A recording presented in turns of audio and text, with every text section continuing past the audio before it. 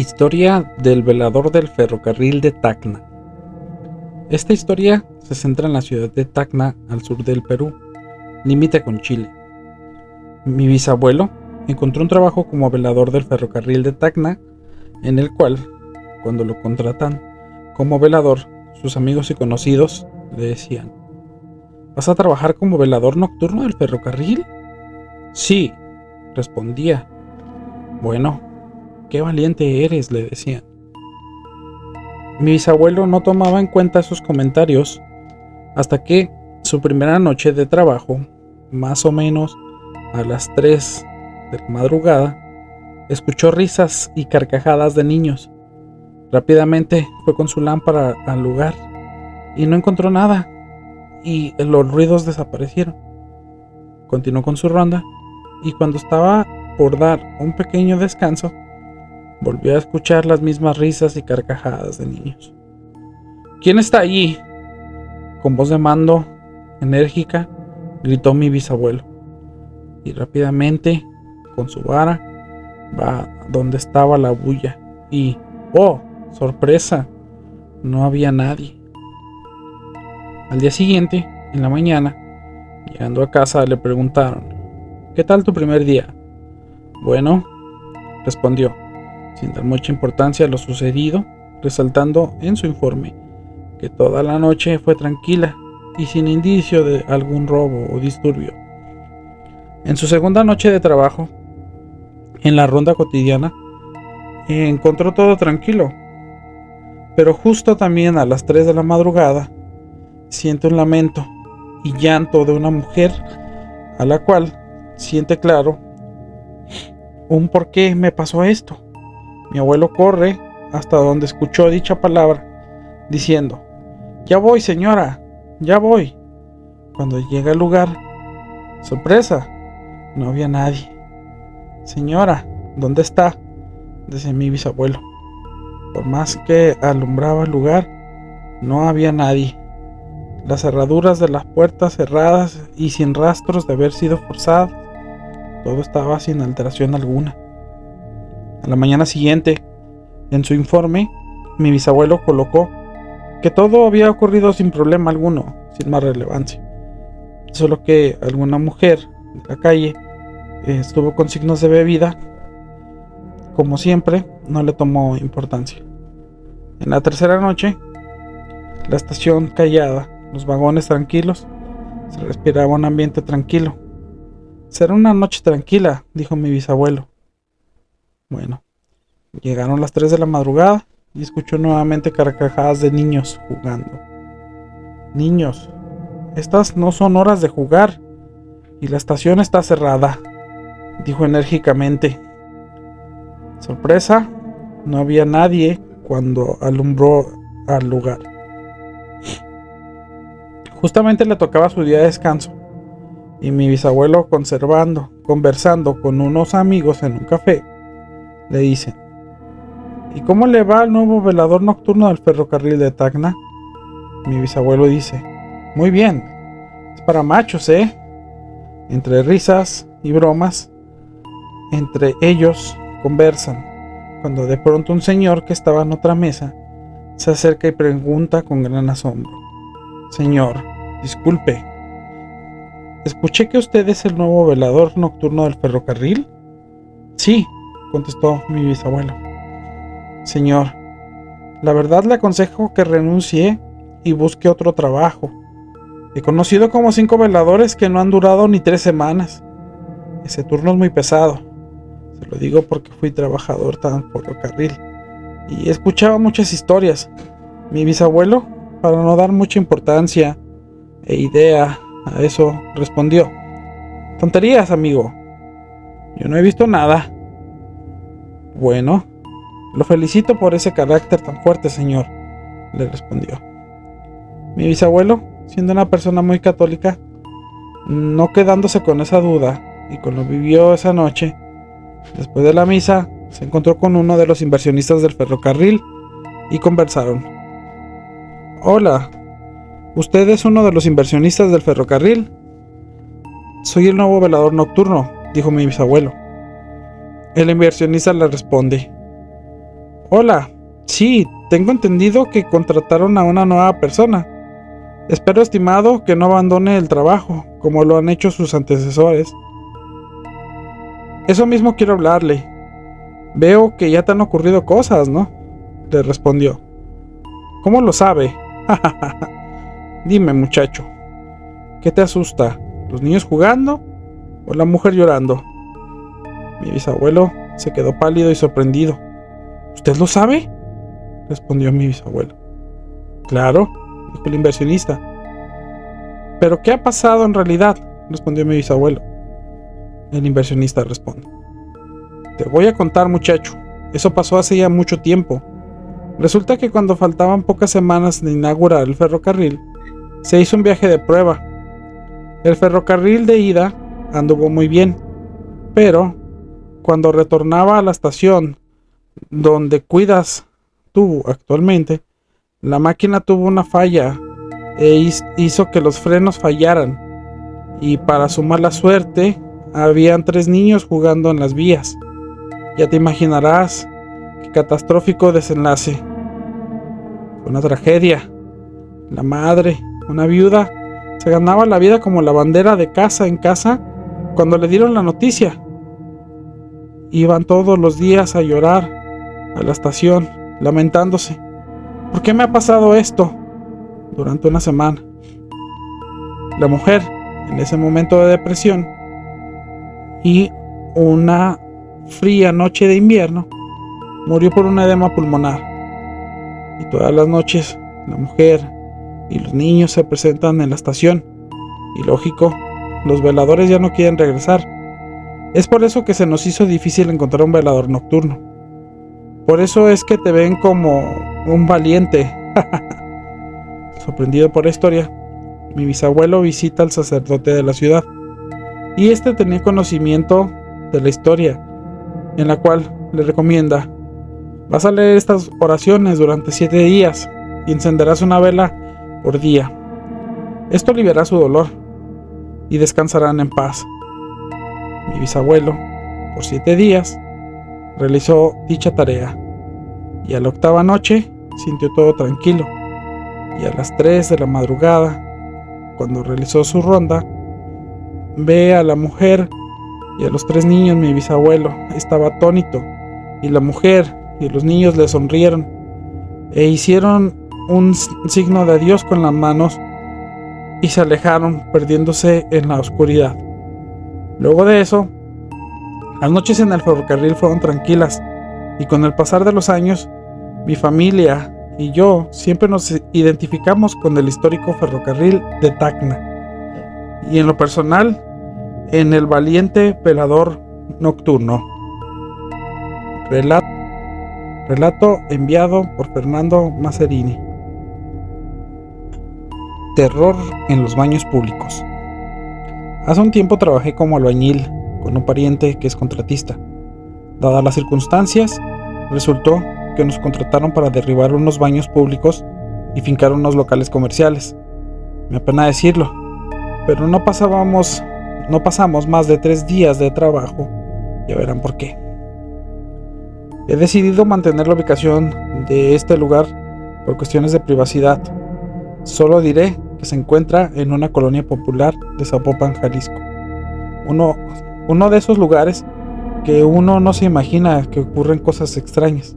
Es más, yo ni siquiera sabía que existía ese tipo de baños públicos, pues la modernidad abraza este municipio enterrando su pasado, y muchas veces solo nosotros, los trabajadores de la construcción, llegamos a desenterrarlo. Me ha pasado en más de una ocasión que en lugares que vemos normales, dentro en sus cimientos, aún hay rastros de templos antiguos o construcciones de quién sabe cuántos años de antigüedad. En fin, como les decía, el terreno donde estábamos trabajando se encontraba en una avenida muy concurrida y llena de negocios a su alrededor. De entrada, solo se veía una puerta vieja, de esas que se abren en 2 pares, y al fondo un largo pasillo lleno de tizne acumulado por el uso de vapor en los saunas.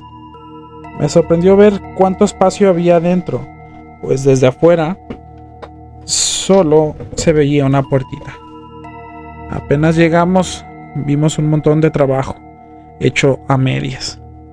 Me informaba el patrón que el dueño llevaba un buen de tiempo buscando albañiles, pues la mayoría siempre se iban sin terminar el trabajo. Tiempo después me daría cuenta del porqué. Pero en ese momento ni te imaginabas que ocurrían cosas. Aparte, les puedo asegurar que he estado en lugares de aspecto más aterrador y jamás me ocurrió nada extraño hasta este trabajo. El primer día llegamos a sacar medidas y ver cuánto íbamos a hacer. Como nos quedó tiempo, nos pusimos a quitar el azulejo de algunos cuartos privados. Éramos 4 albañiles, por lo que nos dividimos cada uno en uno de estos baños privados. Me puse a quitar el azulejo y cuando llevaba ya cerca más de 1 hora y media, sentí que alguien me arrojaba piedras en la espalda. Es común que se lleven los muchachos, aunque quien me conoce sabe que soy una persona muy seria y no suelo bromear cuando estoy trabajando. Decidí no hacer caso, pero seguí sintiendo los piquetes en la espalda. Me enfadé y salí del cuarto de sauna, pero no había nadie, ni escuché sus pasos. Aún así, me dirigí con los demás chicos para reclamarles, pero todos me dijeron que estaba loco, que ni en el mundo me hacían. Terminé por amenazarlos y regresé al privado en el que estaba trabajando.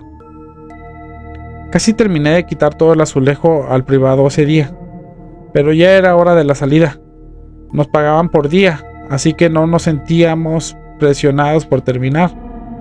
Nos dirigimos a agarrar nuestras cosas, las cuales las habíamos dejado cerca del cuarto de calderas. Los muchachos y yo terminamos de guardar la herramienta. Nos llamó la atención un pequeño sonido proveniente del pozo donde estaba enterrada la caldera. Era un sonido parecido al de un sapo. Nos acercamos a ver con la escasa iluminación de las lámparas incandescentes en la pared. Por unos segundos me pareció ver una persona allí dentro, pero desapareció de la caldera.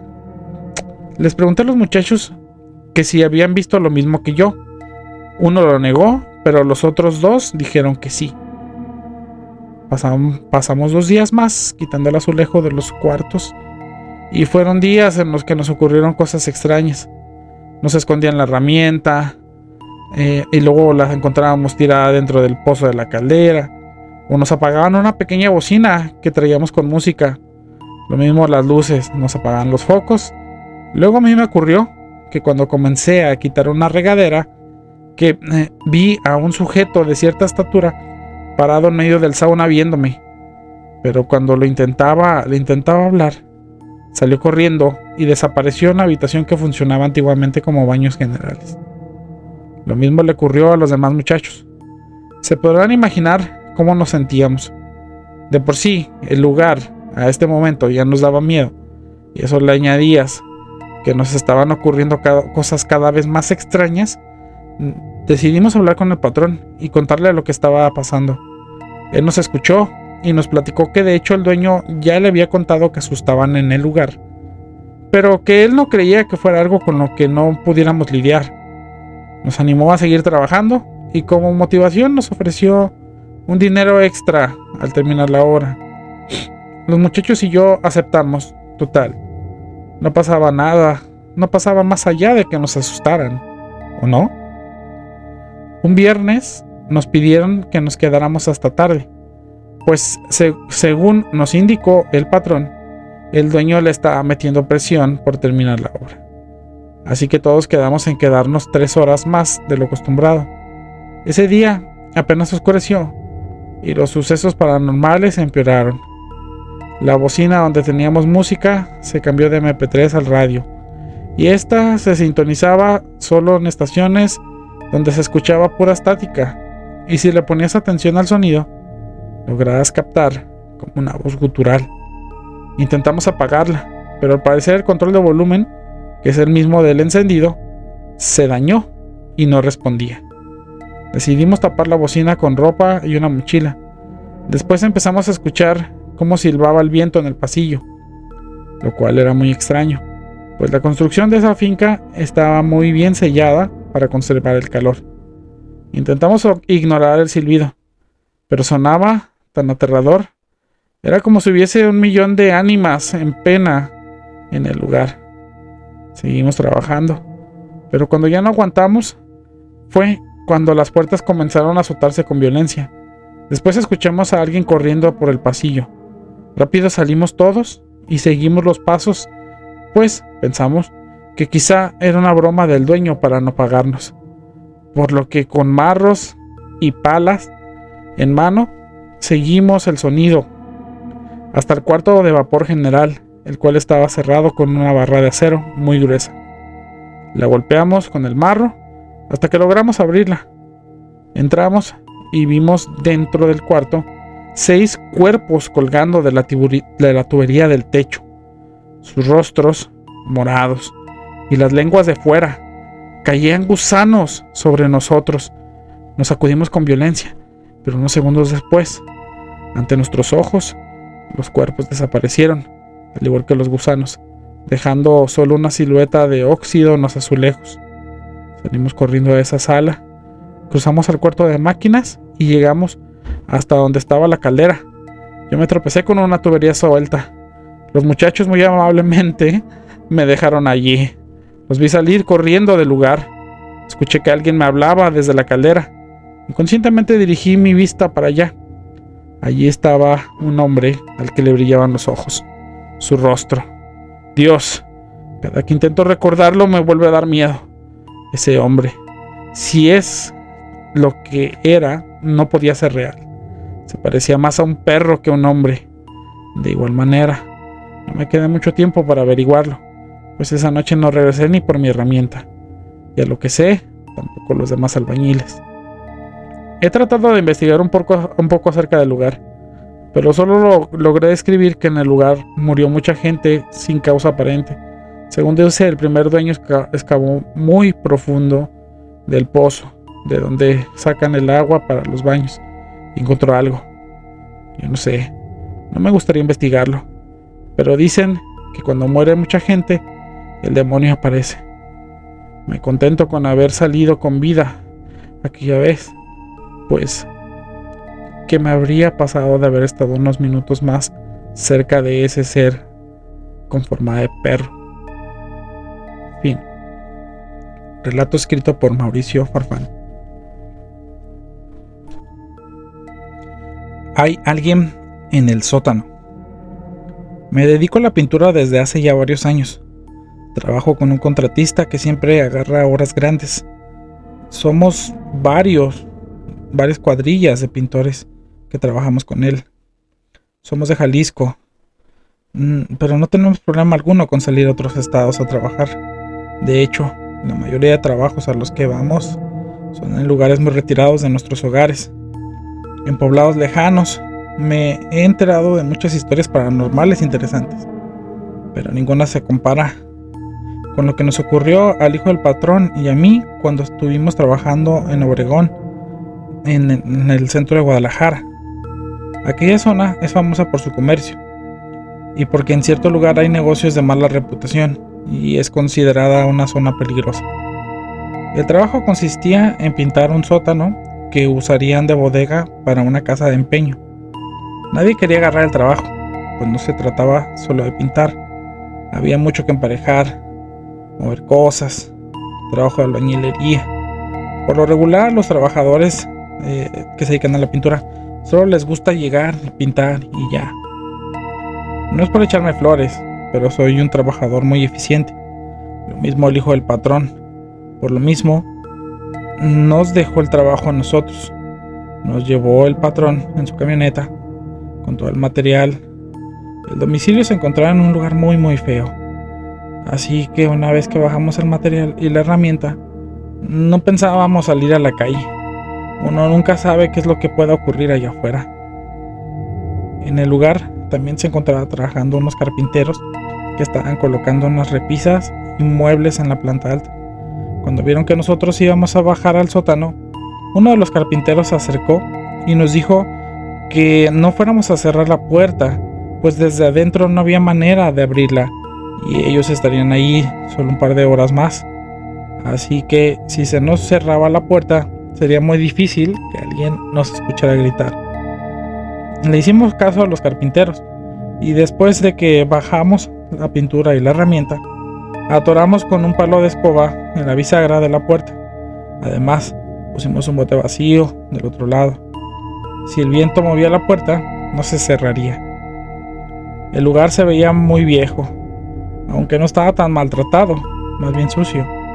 El patrón nos había dicho que la casa sirvió en el pasado como burdel y casa de apuestas. A mí se me hizo extraña la construcción. El sótano era enorme y el fondo tenía como pequeñas habitaciones enrejadas. Algunas de ellas poseía como cadenas colgando de los muros. No imaginaba qué uso le darían a esas cadenas. Quizás colgaban herramienta o cosas así. El hijo del patrón me dijo en tono de broma que allí amarraban a los clientes que no pagaban en los burdeles. Cuando teníamos que bajar la herramienta, el patrón se despidió de nosotros y nos dijo que no anduviéramos revisando otros lugares de la casa, pues ese tipo de construcciones antiguas encierran muchas malas energías, sobre todo en un lugar como ese. Yo le pregunté que si no sabía por qué había cadenas en los muros del sótano. Me respondió que en ese lugar encerraban mucha gente. Pensé que estaba bromeando, pero me lo dijo muy en serio. El patrón se fue y nos pusimos a trabajar. Tuvimos que mover muchas cosas. En una de esas pequeñas habitaciones enrejadas, encontré una montaña de objetos cubiertos por una lona. Cometí el error de retirarla. Debajo estaba una estatua muy grande con la forma de un hombre musculoso, pero con cabeza de carnero. Tenía alas y en sus pies muchas caras. Le grité al hijo del patrón para que se acercara a ver. Una vez que estuvo allí, me indicó que había más cosas, algunas velas negras, otras de cebo y unas botellas con un líquido extraño. No nos atrevimos a mover las cosas, pues ni él ni yo queríamos tocar esos extraños objetos. Preferimos seguir con el resto de habitaciones y ya después llamar al patrón y preguntarle sobre qué hacer con esas cosas. Después de la hora de comida, los carpinteros se despidieron de nosotros. Quizá piensen que soy muy cobarde, pero cuando nos quedamos solos, me sentí demasiado intranquilo. Cuando bajamos al sótano a seguir trabajando, sentí mucho frío. Era extraño. Aún no atardecía y era verano. Afuera hacía demasiado calor. Total que me puse la sudadera que traía en la mañana y seguimos trabajando. Para avanzar más rápido, nos dividimos por secciones iguales. Al poco rato, comencé a escuchar ruidos raros. Era como si un viento extraño recorriera todo el sótano, sonando como un lamento. Este sonido y otro causado por una gotera terminaron por ponerme muy nervioso. Puse música en mi celular para intentar cubrir el sonido. Logré concentrarme en la música y el miedo comenzaba a desaparecer cuando llegó el hijo del patrón muy asustado a decirme que había escuchado a alguien subir las escaleras. Con miedo a quedarnos encerrados en el patio, corrimos rápido escaleras arriba y enseguida nos pusimos a buscar si había alguien, pero todo estaba tal y como lo dejaron los carpinteros. Todas las puertas cerradas y en el piso no se veía ninguna pisada por fuera de las nuestras. Le dije al hijo del patrón que me sentía nervioso de estar allí, sobre todo por el sonido espeluznante que producía el viento en el sótano. Él me dijo que se sentía observado cuando estaba pintando, que incluso se le figuró ver una cara mirándolo desde el corredor afuera del cuarto que estaba pintando. Le llamamos a su papá para contarle sobre las cosas que encontramos. Él nos dijo que no moviéramos nada, que la persona que le contrató no le dijo nada acerca de esas cosas, pero era mejor no meterse con ello, pues era claro que eran usadas para realizar misas negras, ya sea por una bruja o un culto satánico.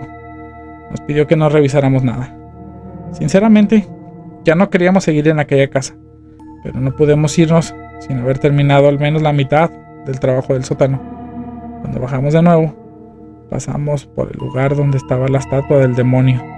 Notamos que estaba destapada. Según nosotros, la habíamos vuelto a cubrir con la lona. Entramos para volver a taparla cuando nos recibió un olor asqueroso, como animal muerto. Salí rápidamente de allí tapándome la nariz, pero todo el sótano olía igual.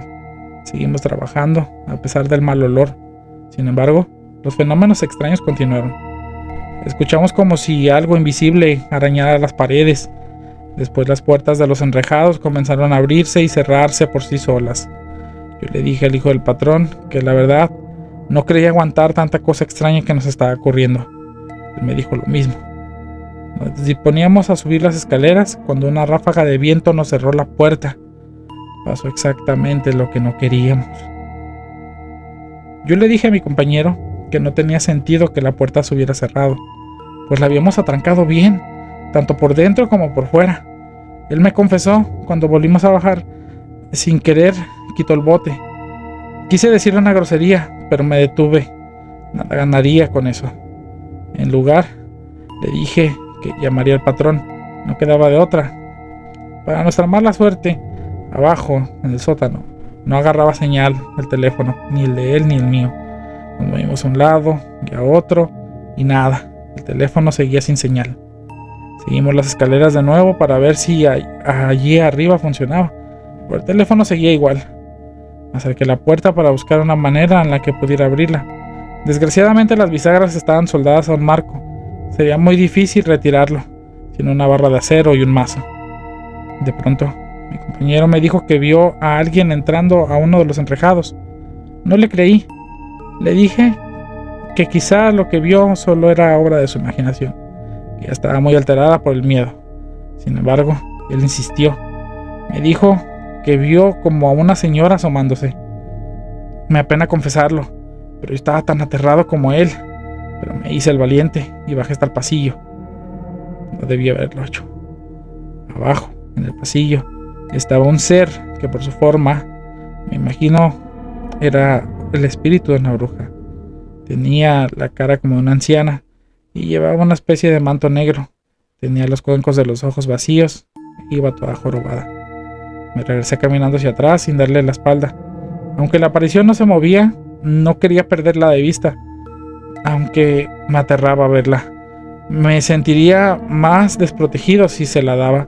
No sabía cuáles eran las intenciones de ese ser. Mi compañero me alcanzó y casi me tumbó. Después vio a la bruja allí parada mirándonos. Entró en pánico. Subí corriendo las escaleras hasta la puerta. Comenzó a golpearla y gritar: «¡Hay alguien aquí con nosotros en el sótano! ¡Sáquenos, por favor!». Me volví a asomar y la bruja seguía allí parada sin hacer nada. Solo mostraba sus horribles dientes. Lo único que se me ocurrió fue ponerme a rezar mientras cerraba los ojos. No sé cuánto tiempo habremos estado encerrados. A mí me pareció una eternidad. De repente, alguien nos abrió la puerta. Eran dos de los carpinteros. Nos dijeron que se les habían olvidado unas herramientas, y aunque no nos escucharon, se les hizo raro ver la puerta cerrada. Por eso se asomaron a ver. Les contamos lo ocurrido, y ellos nos dijeron que varias personas contaban que en aquel lugar asustaban, y aunque ellos nunca habían visto nada, preferían no bajar al sótano o merodear por las diferentes habitaciones que hay en la casa. Como pueden imaginarse, nos negamos a regresar a ese lugar. El patrón nos contó que en ese lugar ocurrieron muchas cosas raras y que la propiedad había estado cambiando constantemente de dueño. No le preguntamos por qué, pues la razón era obvia. El lugar está infestado de los fantasmas de personas que fueron torturadas. ¿Quién sabe por qué? No quisiera adivinarlo. Fin. Relato escrito por Mauricio Farfán.